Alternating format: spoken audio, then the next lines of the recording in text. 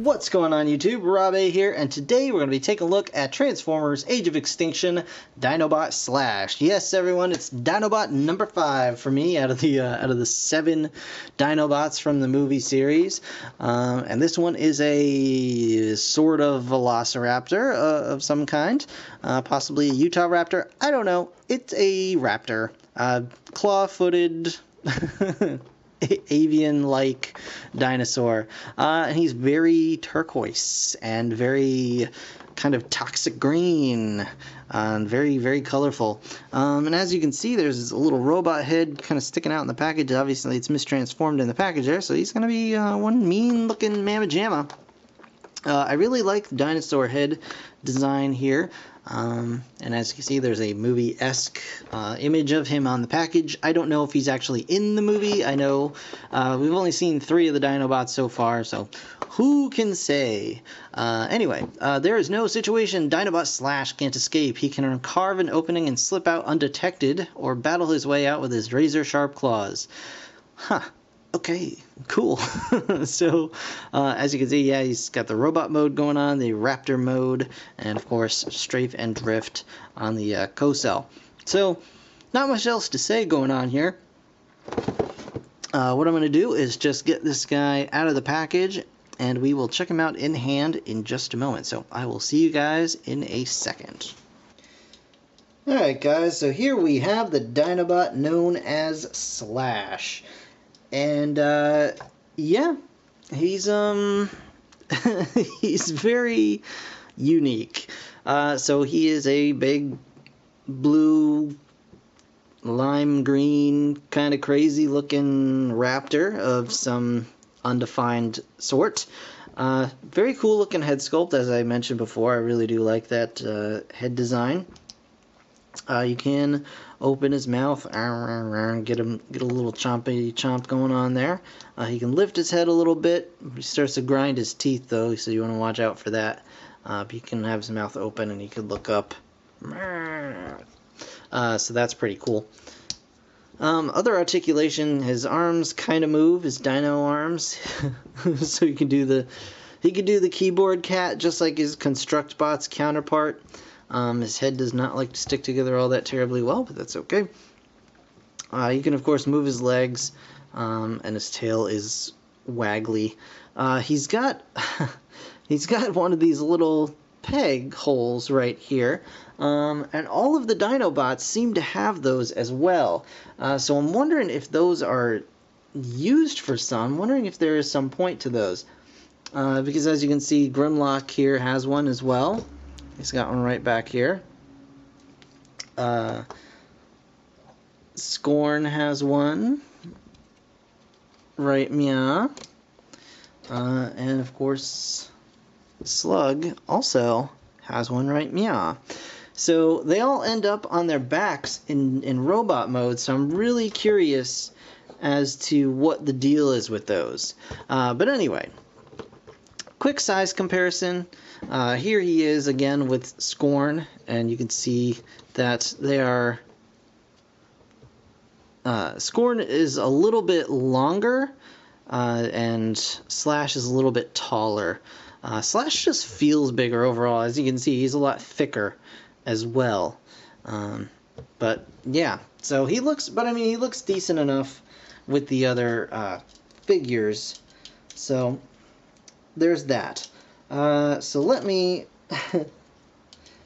transform Scorn real quick here, and we'll be right back with Slash's transformation. Okay, so to transform this guy, you want to wiggle his tail a little bit because it is that soft rubber stuff. Yeah, he's very feathery. Yeah, so transforming this guy can be somewhat interesting. We're going to go ahead and pull these, basically his ribs out from the side, his McRibs. Actually, you want to pull the weapons out of his dino arms, and that can be a little tough because these weapons are the same rubbery plastic that his tail is made out of. So they're very good, they're very sturdy, but they do tend to get stuck in there pretty good sometimes. So you just want to pull those guys out, get his dino arms out of the way. And of course pull these ribs out like so. Then you want to basically take this whole section, very much like Beast Wars Dinobot. You want to basically rotate the section, his midsection around with his dinosaur arms on it, just right around here. And we can pull these back to kind of get them out of the way. And then they'll clip onto the posts that his dinosaur legs are attached to. And we'll just move those down like so. Alright, so now you've basically just flipped him around like that. So for the robot legs, you want to take his dinosaur head and just split the whole thing right in half there. You want to take the raptor head, bring it back, and just kind of sit it back there like so. Then take the lower jaw and just push it back, so like that. And then you want to grab the neck, flip out this little toe piece, and just flip it right around like that. And then you want to just grab this bit and twirl it around, because it's going to be reversed. So hold this side here. The thigh stays the same spot. You just twirl the calves around. As you can see, he's got two of those spots there, one up there and then one down there. And they don't seem to be just part of the molding process. They seem to be intentionally that shape and that size. So I don't know if there's something going on there that we just haven't been told yet or what. But and you want to take his dinosaur tail and just pull it right down, and that just rests on his back, or you can move it out to get it kind of out of the way. Because this guy is super kibble-tastic. Just letting you know right now. Super kibble-tastic. But you can basically see the robot mode already taking shape here. And then for the robot arms, just want to kind of extend those out as far as they'll go. Bring the dino foot up and twirl it around.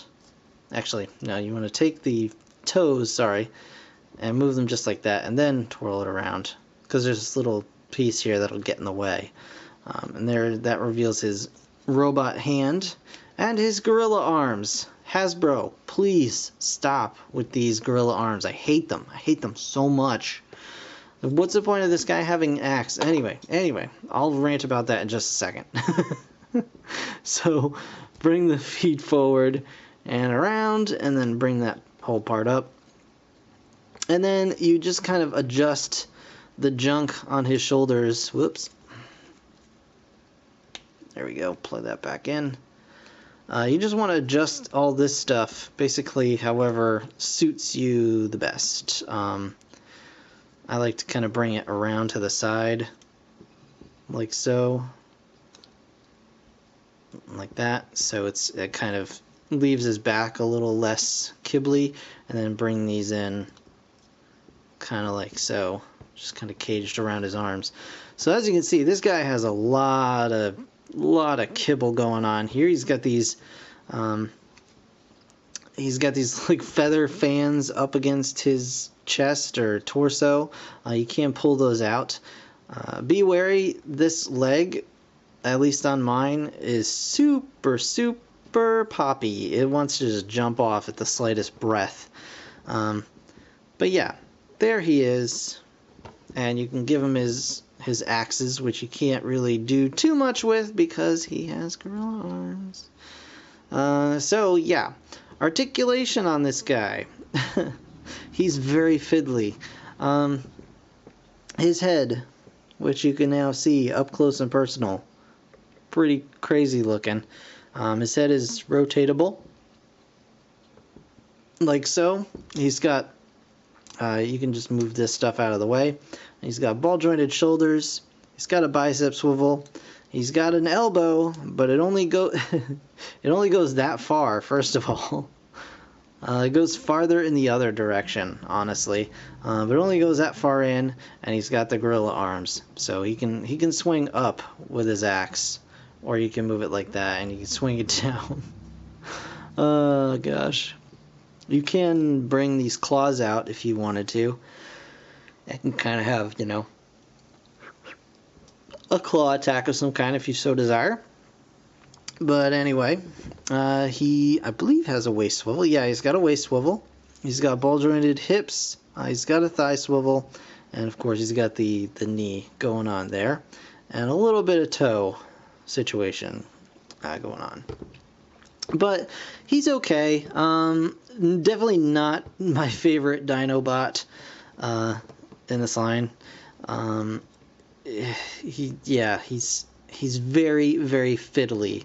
And that, I think, is the biggest problem. If some of these joints were tighter, it might be a better figure, but it feels like you can't really touch him without moving stuff around or, fiddling with things to try and make it look right.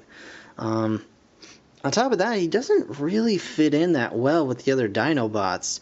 I mean, the design is similar, but he really has a whole lot of mess going on that kind of separates him from the rest of them. And just as a quick comparison, here he is. And we'll just put Grimlock back here. So you got Grimlock. We got Scorn. We got Slug. And of course, we've got Strafe hiding back here. There we go. Big, beautiful wings. So he is also the shortest of all the Dinobots. Coming from such a huge dino mode is very interesting. There's not a lot of robot actually there. So yeah, I mean, I want to like him a lot more than I do. But he's just such a mess, and he gets in his own way so much that it's really hard to appreciate the design that's underneath all of that. Because there are some cool elements here. The transformation is very interesting, definitely more unique than just the kind of stand up and arms become the legs and legs become the arms sort of thing that we've seen before.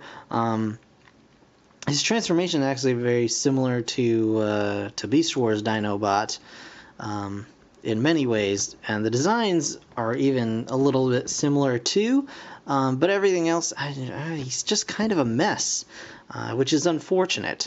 But yeah, so far, I love the Dinobots out of this series. I love the Dinobots. I think they're doing a great job. Hopefully they're half as cool in the movie as they are in toy form. But this guy, unfortunately, is kind of a bummer for me. He's not awful, but there's really nothing about him that I can say, oh, this is awesome. So that's unfortunate, but yeah, you can't win. You can't win them all. So anyway, that is going to do it for this review, guys. I want to thank you so very much for watching. As always, be sure to like, comment, subscribe, all that good stuff. We've got more Transformers coming up pretty soon, hopefully. So stay tuned for that. In the meantime, thanks again for watching. I will see you guys in the next one. Bye for now.